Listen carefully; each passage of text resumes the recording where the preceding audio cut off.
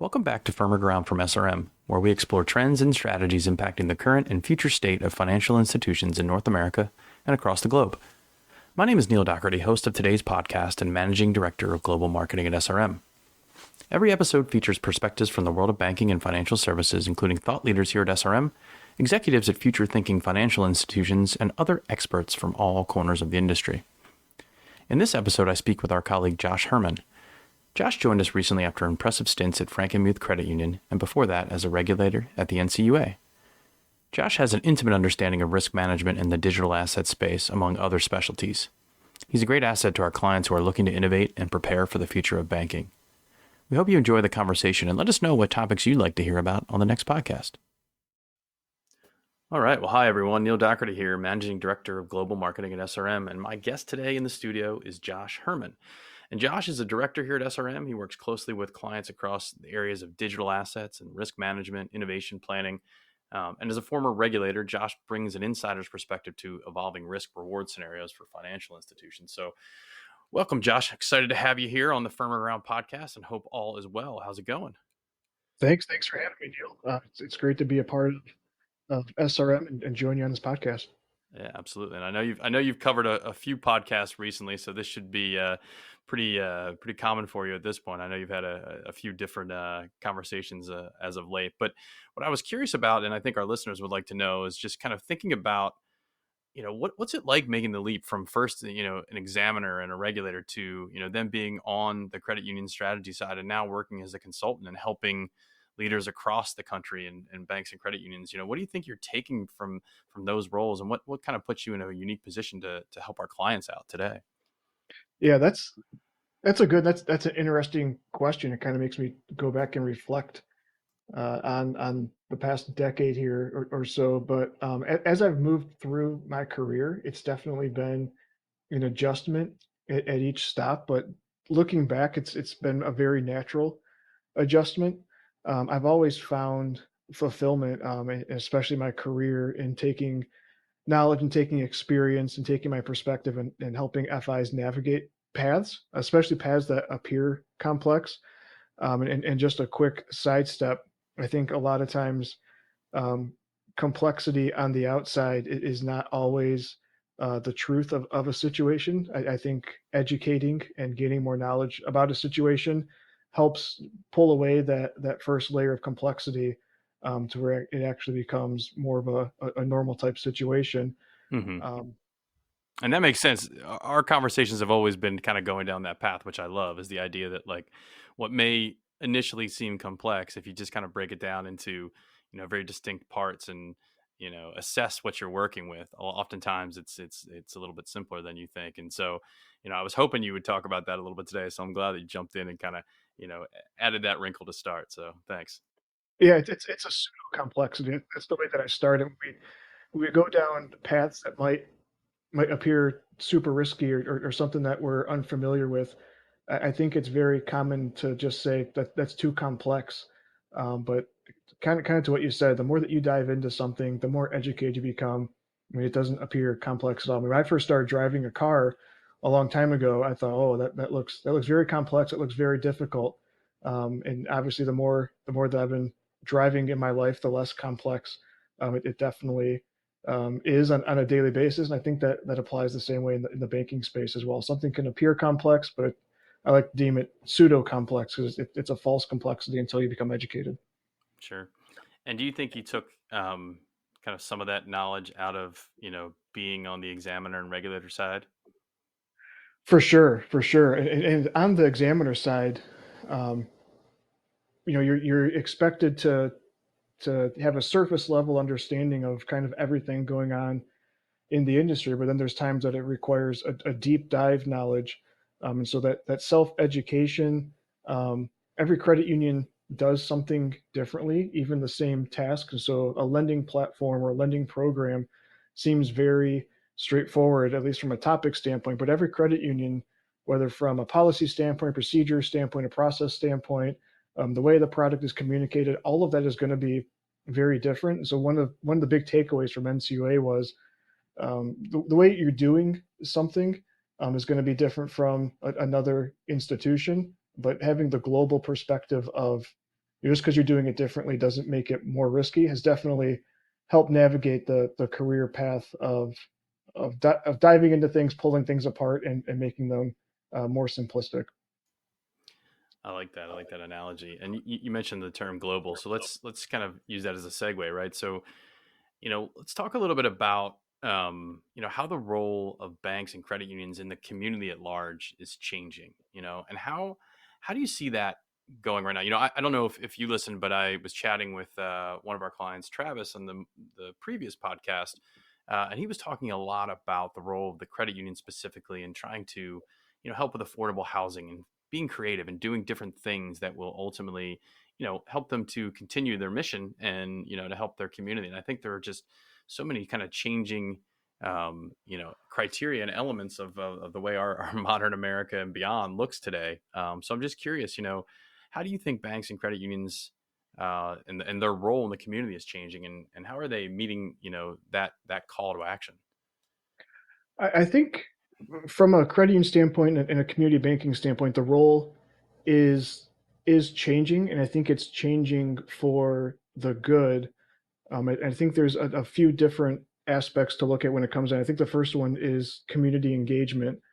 So if you're a credit union, you're community based. If you're a community bank, you're obviously community based as well.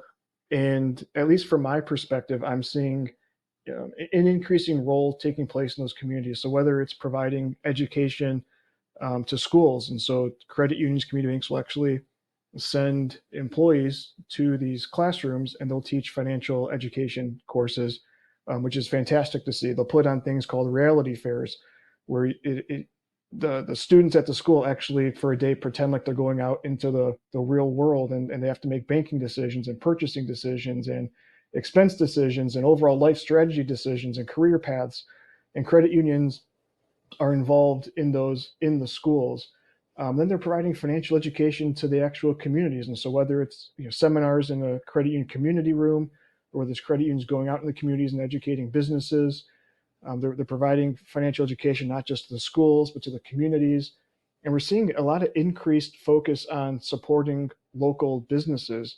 Credit unions are ramping up their business portfolios, and they're realizing that, hey, we have businesses in our communities that need fair services, that need credit union services, that need community banking services. They need services from people who are actually part of those communities.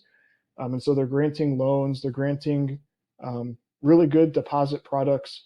They're coming up with strategies and structures that really help um, their communities and the businesses in their communities. Because there's another thing very similar to credit unions and community banks, is that no two businesses are going to be the same. On the surface, it might look like they're in the same industry, but the structure is going to be different. The people involved are going to be different.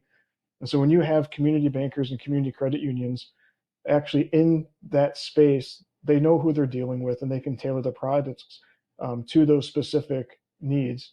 We're seeing credit unions and community banks getting involved in local events, whether it's sponsorships or donation of community hours, or getting out there and just being a part of their communities. And I think one of the very cool things that I saw come out of COVID in the mid Michigan area was when a lot of the schools were closed and kids had to do their schooling from home. Some of the rural areas didn't have access to internet. So we actually saw a credit union providing hotspot internet locations so that kids could come and actually do their schoolwork. And I thought that was a very innovative and very in tune way of engaging with the community, engaging with your membership and customers, and actually meeting a legitimate need. So on the community side, that's what we're seeing. But in order for these institutions to keep up to speed with the large national banks and the larger national credit unions, they need to be able to move the technology forward too. And so online and mobile banking has been around for a long time, but we're still seeing some of these um, local community institutions needing to ramp up Hmm. and increase their online presence and increase their mobile banking offerings and developing the apps and being really intuitive with those offerings, and then just offering more self-service Sure. options as well. And I think one of the great things about community engagement for an FI is one of the things that your examiner is going to be looking at is reputation risk. And so they're going to go online and they're going to be looking at your Facebook reviews, your Facebook posts. They're going to be looking at who's commenting, who's generally mentioning your institution name. They're going to be looking at Google reviews. And a lot of times your examiner is going to come in and they're not going to know about your awards. They're not going to know about your community interaction or things like that. They're going to be looking at you through a risk type lens. But being able to have this community involvement, things like that, really helps on the reputation risk side of things. And so if you do get someone or an event happens that negatively impacts the image of your institution, if you're out there and participating in your communities, it's kind of a counter reputation risk type thing, right? Where you're building up credit in the community that we are a good institution, so that when the bad comment or whatever comes along, you already have all of that goodwill kind of built up in the communities. And so it might be a self-serving type thing, Mm-hmm. but I think it's a really good point that reputation risk is out there, and sometimes there's bad comments and bad things like that give a reputation a bad look. If you're out there in the communities and people know that you're a good institution, those comments carry a whole lot less impact to the membership and also to the examiners as well. Yeah, it sounds like there's a little bit of kind of a shifted weighting of the scorecard, right? To kind of balance all that, and obviously reputation is going to be critical post COVID. Just the idea of of trust, right, and all those factors that go into it from a reputation standpoint are huge. So you started going down a path that I had a feeling we would get to, because I know that you're an innovation guy at heart, right, and that you've worked a lot, even when you were specifically when you were at Frankenmuth in Michigan, to kind of to innovate and to kind of improve the speed of innovation in your own organization. But we often talk a lot here at SRM about kind of what's the future looking like, and how do we help prepare our clients for the future, and from an infrastructure and kind of operational standpoint. So just kind of thinking about what's happening today, what are you seeing as kind of the bigger trends that are going to shape the industry in the years to come, and what type of conversations are you having around that with clients today? Yeah, I think the very interesting thing about this is that everyone is at a different starting point. And so some institutions are going to be way out ahead, on the cutting edge of things, always looking for the next latest and greatest. And whether, and we'll touch on this in a second, but whether that's metaverse, digital assets, quantum computing, AI, any of those, and there's always going to be interest on the innovation side of things, and what's the greatest and latest that's going to be arriving to the space next. But then you have those, like we talked about, on the smaller community side of things, who are just getting into the mobile banking, and are just getting into the online platforms. And so it's kind of a moving type gauge where, there's a lot of in between, to where everybody is technologically. Some places are hurting just for reliable internet before they can even implement some of this stuff. So implementing a mobile app might not make a whole lot of sense if the internet in your area isn't as accessible as it would be in major city type area. So it's very interesting to have these conversations, figuring out where everybody's at in this process. But I think the cool thing is, no matter where you're at, there's always room to move forward. There's always room to advance, and there's always experts in the space that can help you plan out and put a map together, to kind of move that forward. But some of the cutting edge things, I mean, that's the fun part, right? Is the metaverse, figuring out use cases for what that is, what that looks like for a credit union. Because from a financial institution standpoint, especially on the credit union side, where you're very limited to field of membership, it might not make sense to have the same strategy as Chase in the metaverse, as opposed to what a local credit union with their field of membership might be able to actually work with. And so coming up with use cases for the metaverse that actually works for a traditional financial institution with limited field of membership. There's use cases going on in that right now. Digital assets is obviously booming, and we're seeing momentum picking up with that as well. And so that's your cryptocurrencies, your blockchains, your digital IDs, tokenization of deposits. We're seeing obviously a huge momentum move, especially lately in that space, and we only anticipate that to continue to increase. Artificial intelligence is another big one, right now as well. And so whether that's your Chat GPT or your Bard through Google, or whatever the latest and greatest AI is, credit unions are dabbling in that. And it's not just the fun side of things. I think conversations with some of these AIs are pretty entertaining, and they're actually pretty useful, and a lot of them are really good. But there's legitimate use cases for credit unions to improve efficiencies. And so by improving efficiencies, you're spending less time on things, which means you're saving money, whether it's on the lending front, deposit side of things. Um, there's a whole lot of use cases out there for AI in credit unions. But I think one of the major things to keep in context as we go through these is that it's really important for executive teams and boards and management teams to be educated on all of these topics, whether it's the metaverse, whether it's digital assets, whether it's artificial intelligence. Starting with a good base of education is another big push that we're starting to see. And I wouldn't be on the innovative and cutting edge of things if I didn't at least touch on quantum computing for a second. That's another big push that's coming out there right now, where that we're going to see some use cases developing for financial institutions with big data analytics, and being able to get ahead of some trends in other data driven activities with the use of quantum computing.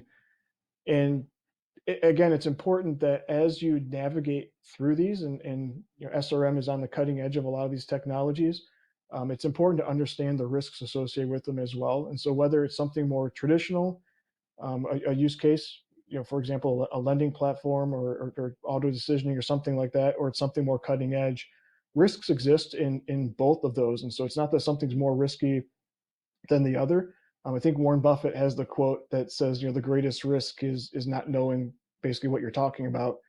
And so I think there's risks no matter what you're doing in any of these. And so whether it's a traditional platform or it's a metaverse type thing, but being able, like we talked about earlier, being able to pull away the complexity and dive into the project, you'll see that a lot of these are very approachable. And there's use cases and efficiencies to be gained from all these technologies, whether it's an online banking platform or whether it's the metaverse. Well, I have a little bit of a side question here, Josh, as we started to talk about some of these topics and kind of broke down a few of the major kind of items, trends, the arms race and AI. Do you feel like the community banks and credit unions still have a lot of work to do when it comes to kind of recruiting that next generation who effectively these services, the adoption of these types of technologies is really for?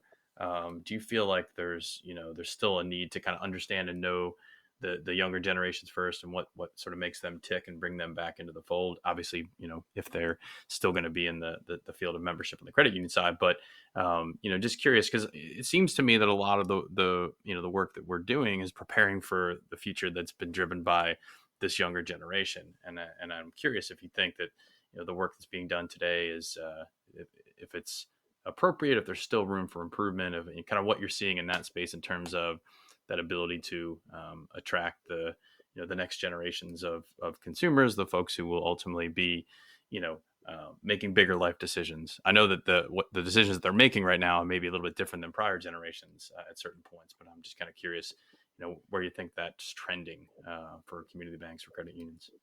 Yeah, I think there's two different angles on that. I think the first one is adjusting the appearance of things. And so the way that traditional banking looks now is not the way it's going to look 10 years from now. It's not the way it's going to look 20 years from now. And I don't necessarily think it's an age generation thing.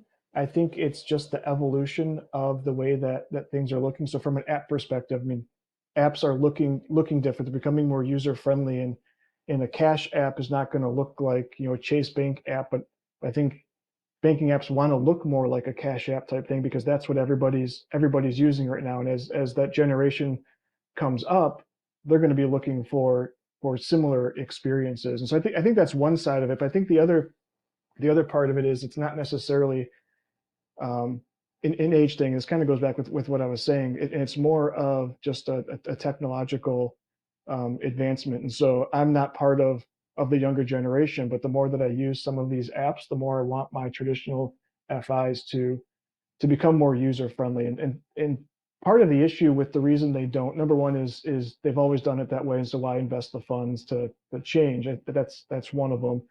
Um, but the other one is the risk side of things. And so traditional financial institutions, at least a perspective standpoint, have more traditional financial regulations that go with them, and so they don't believe they can look the same way and still be in compliance. That's just not true.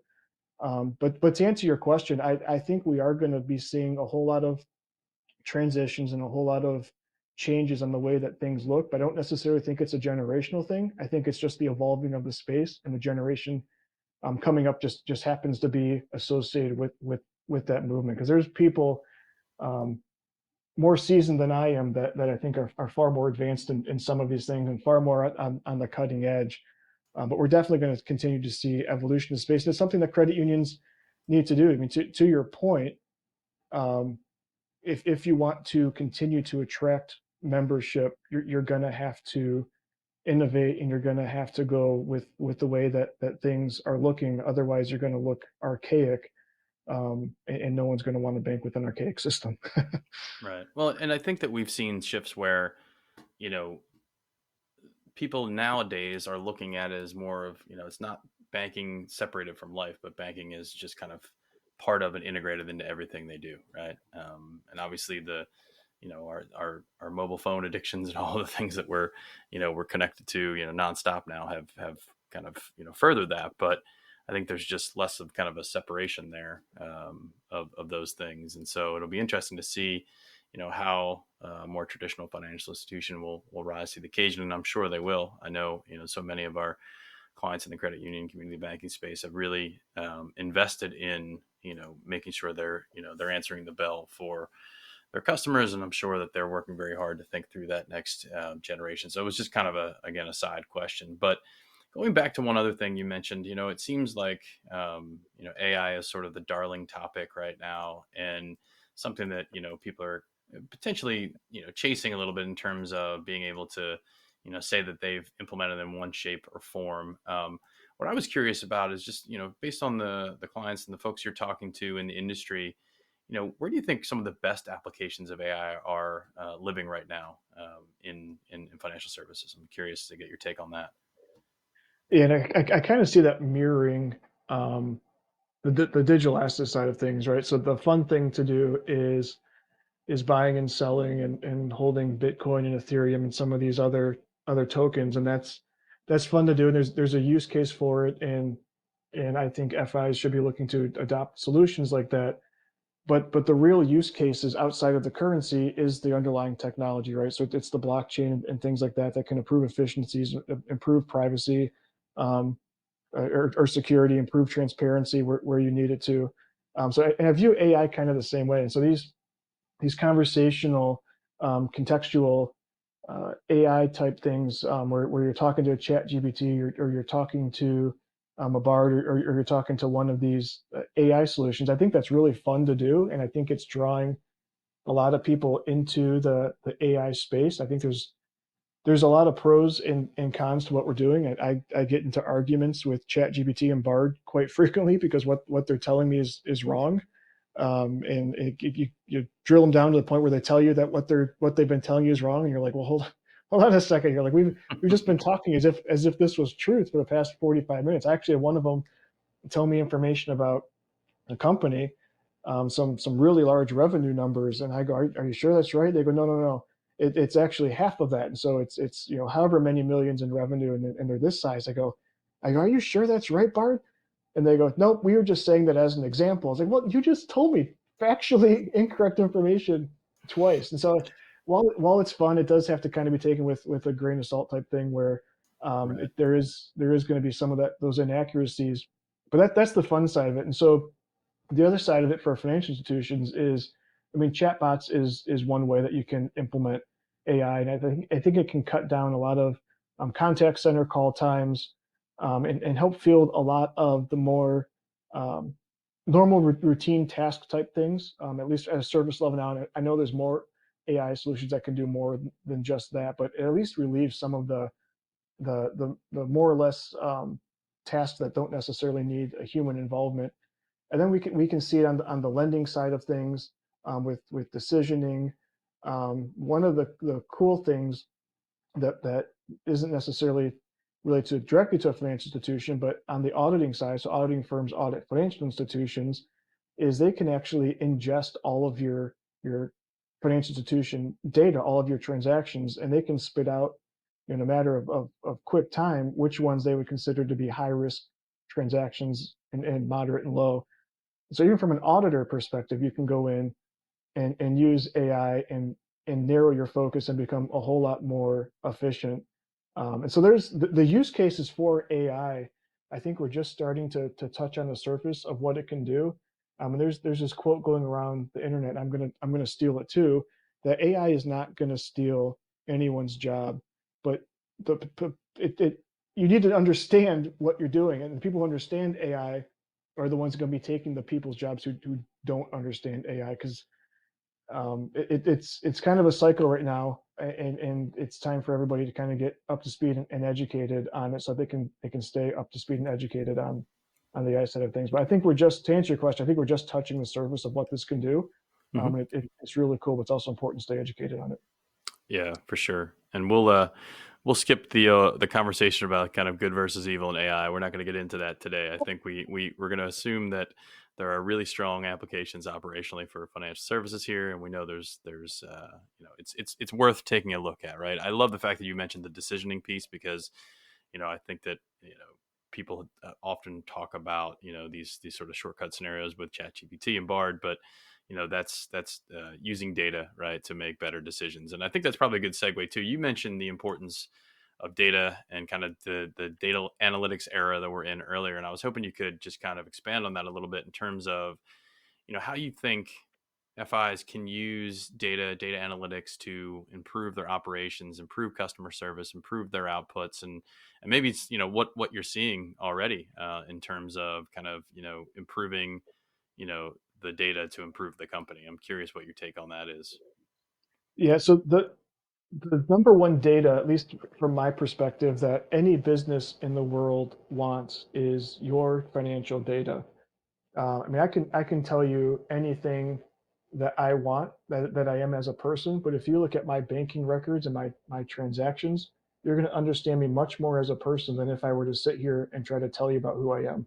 So any smart business in the world wants your financial records so they can predict and try to sell you more things. And the interesting thing to me is financial institutions have all of this data, and the big ones are definitely using this data, and whether or not they're using it to help consumers or to drive them to buy other things, I can't speak to that. But there's definitely all of this data inside financial institutions that can be used, and the question becomes, what are you doing with this data? And I think there's a real opportunity for credit unions and community banks to actually use this data to meet their member and customer needs. And so it doesn't necessarily take a verbal voice or a written suggestion card to tell MFI what their customers or members want. Their spending patterns and their bank transfers are telling you everything that you need to know. And so sometimes you'll hear the result of a survey, or sometimes you'll get a new product demo being done or something. You go, I think we need to push this out. And what does our users, what does our customers and members think of this? Really, the data is already there. And so um, if you need to launch a new program or new product, go and actually analyze the current data that you have. And it's not about selling them a new product. It's about meeting their needs. And so we saw this, and we're seeing this on the digital asset and self-directed investment side of things, where we'll go in and we'll do an analysis of some of the major firms where members and customers will transfer their funds out to, and it's always and I should be used to it, but it's always shocking to see the volume that's leaving these institutions, and sometimes you'll hear the comment, well, we don't know if we need to go in this direction or not. Maybe we need to pull our membership or pull our customers. And the membership and customers, they've already spoken, and they're Right. they're speaking by the data, but through the data, and the funds are actually leaving the Right. So institution. that's the outflow analysis work that we do, correct, and how that kind of tells its own story in terms of whether they should be potentially revisiting their strategy, whether it's for some sort of digital assets product or something in that vein. Is that fair to say? Yeah, and I think it can be used even for than just digital assets. And so if you're looking at cards or loan products or deposits or just even where your members or customers are banking, all of that data is sitting there, or even what your rewards program needs to look like for your credit cards or things like that. I mean, where are your members and customers shopping? You have, as an FI, you have all that data that everybody wants, and I would implore FIs to use that data. But I mean, it's that old hero saying, right? Like, you use your power for good, not evil. So use it to actually develop products for your customers and for your members that are going to meet their needs and continue to be their trusted financial institution, as opposed to them going to an outside vendor, an outside company that quite honestly you want to keep their deposits and keep them using you as a trusted financial institution. Now, from a risk side, there's obviously going to be risks associated with any of this, and you have to make sure that you're following the regulations around privacy, and then partnering with trustworthy partners and vendors. And there's regulations around third-party risk and vendor due diligence and privacy regulations, and when you have to disclose stuff, and when you're being transparent with different things. But overall, to your point, FIs have all of this data that everybody wants, and from my perspective, they're not even close to using it to the fullest potential. Not to sell something, but to actually serve their customer base. Yeah, that makes good sense, and I think we've we've hit on a lot of topics today, but good stuff for sure. A lot to think about. I think, again, I enjoyed you coming on and taking some time to talk with us, because I've always felt that combination that you bring to the table of kind of having the risk mindset, but also having an innovator's mindset is so unique, right? Sometimes there's this sort of perspective that you're sort of one or the other, right? But the fact that you've made a career on being both is pretty awesome. And I know it's ultimately going to benefit our clients here at SRM. So appreciate you coming on and just kind of walking through a few of these things with me. Yeah, absolutely. Thanks for having me on, Neil. Yeah, and I think we've got some, good food for thought here for our listeners. I will say that Josh is going to be hosting a number of webinars with our association partners across the country throughout the year. So if you have a chance, go check out our events page on srmcorp.com, and you'll be able to learn a little bit more.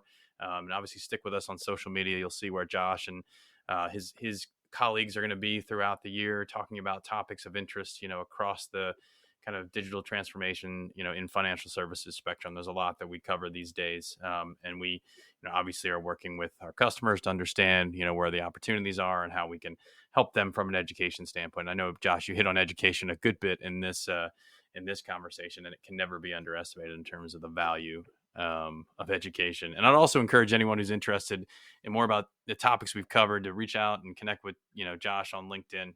He's obviously a great resource. So, Josh, for now, I think we've probably covered the bases. And I just wanted to say thank you again, and happy that everyone was able to join in and listen today. So stay tuned for some upcoming podcasts. But otherwise, Josh, thanks again. And I'll talk to you soon.